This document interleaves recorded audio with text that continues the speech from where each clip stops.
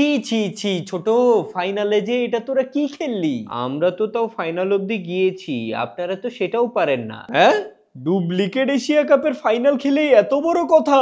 আর আমরা যে real Asia কাপের ফাইনাল খেলছি তাও 3বার, সেটা ভুলা গেছোস? আপনারা বড় হয়ে এই অবধি মাত্র 3বার এশিয়া কাপ খেলেছেন, কিন্তু কাপ জিততে পারেননি একবারও। অথচ আমরা ছোট হয়ে অলরেডি 2বার এশিয়া কাপ, একবার বিশ্বকাপ জিতেছি।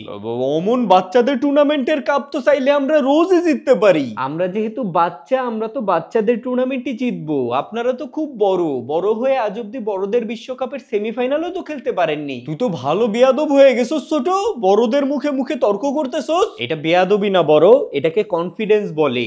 আপনাদের ক্যাবিনেটে কোনো টুর্নামেন্টের ট্রফি থাকলে এই কনফিডেন্স আপনাদেরও থাকতো। তোদের এতই যখন কনফিডেন্স, তো তোরাই আবার জাতীয় দলে আসার পরে লুল হয়ে যাস কেন? জাতীয় দলের কালচারই আপনারা এমন বানিয়ে রেখেছেন যে যত ভালো খেলোয়াড়ই জাতীয় দলে ঢুকুক না কেন, বের হবে ওই লুল হয়েই।